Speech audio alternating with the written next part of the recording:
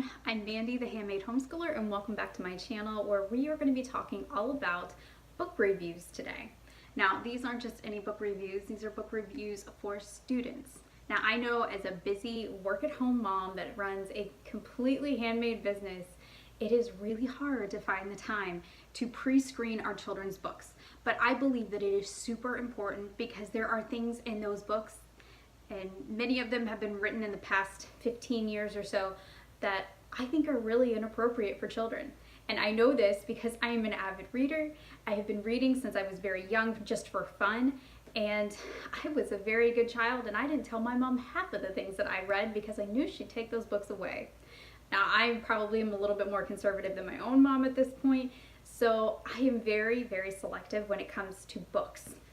So in these book reviews, I'm going to be giving you an overview of what the book is about. So yes, there's going to be spoilers, but it's for a good cause.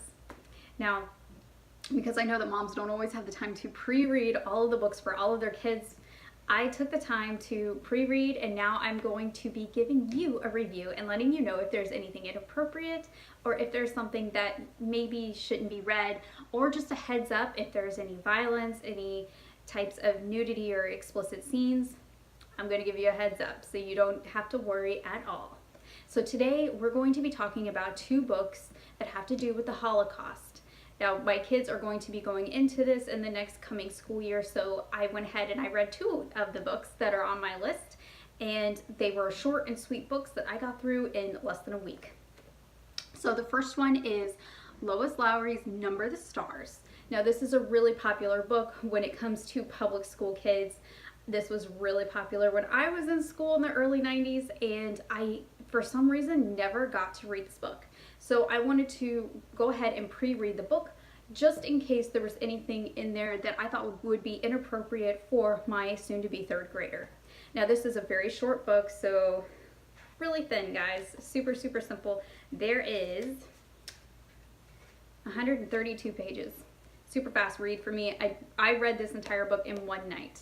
Now, this book is a Newbery Medal winner, and it is a very gentle way to introduce the horrors and the heavy topic of the Holocaust. I know that as a parent, this topic is really difficult to talk about.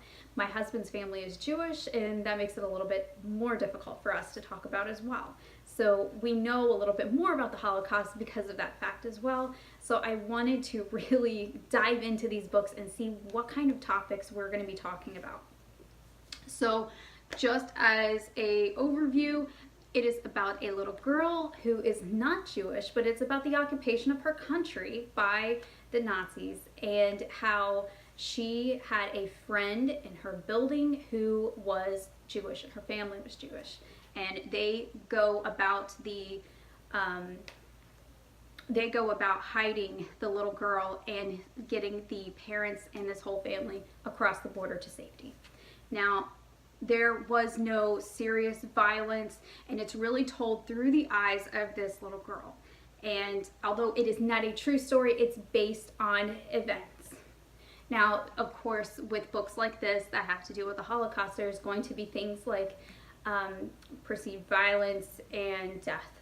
So go about it gently with your child. If you have a younger reader, I suggest this one as a read aloud, so you can kind of read it before, just a little bit before you get to those parts, and you can decide as a parent whether or not you want to read that specific paragraph, or if you want to phrase it a different way. This for me is something that I would allow my third grader to read, and I would probably read it with him because I'm sure he would probably have some questions when it comes to certain things in the book. There was no explicit scenes, there were no curse words, anything like that. You don't have to worry, but it is a good example of a living book with a very difficult topic. Now, the second book that I read was the Christian Heroes Then and Now Corrie Ten Boom book. I had never heard of Corrie Ten Boom until my kids were watching Pureflix and they got into the Torchlighter series. And there is a Torchlighter episode of Corrie Ten Boom and her sister. So I highly recommend watching that after you read this book, because I am one of those read the book before you watch the movie type of people. And this is such a great book. I read this in probably a few days, And once I got to a certain point, about halfway through, I could not put it down, and I ended up finishing half of the book in one afternoon. Now, this is a really, really good book. It is a living book. It's told through the eyes of Corrie Ten Boom, and it's about her and her family and the occupation of Holland. Now, I would not recommend this probably for the younger readers because I think a lot of the concepts might be over their head. I would, however, recommend it for 5th, 6th grade into middle school. Now, this book is a little bit heavier than Number the Stars is because we're dealing with 2 different age groups, okay? So with this book, there's going to be more to comprehend. There are things that are more implied than explicitly said. I did not see any curse words, I did not see any blasphemy in the book. I did not see anything like that. I did, however, remember reading a couple times where people were hit by Nazis and by people in the concentration camp and the prison. And it is about Corrie Ten Boom hiding people in her home successfully and how her family helped other people get to safety until they were captured, imprisoned, and then her and her sister were put into a concentration camp. And of course, when you're talking about concentration camps and the occupation and the Holocaust, there are going to be hard topics, there are going to be difficult things. So keep that in mind when you read this book. Keep it, I don't want to say you have to use this as a read aloud. I think that my 12-year-old could read this on his own and we would discuss it. I would definitely use Charlotte Mason's narratives as a way of talking about this book and really enriching that with your older student.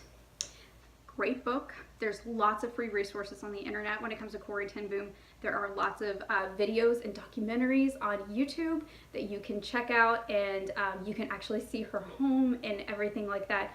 Great way to really expand upon the ideas, talk about who she was, and talk about her faith. She was a fantastic woman, and my mom actually said that she met her before she died. So, great book. Check it out. If you are talking about the Holocaust or going to be going into a unit about the Holocaust, I highly recommend both books. I would allow both of my children to read those books, and I think it causes some great discussions and things that you can really expand upon if you're doing a unit. So if you like my video, please make sure to hit that thumbs up. Make sure you subscribe for more videos and more book reviews coming up. And if there is a book that you want reviewed that you don't have time to read, throw it down in the comments so I can take a look at it, and I will add it to my list of ever-growing books to read for elementary, middle, and high schoolers. So I will see you guys next time, and have a great day.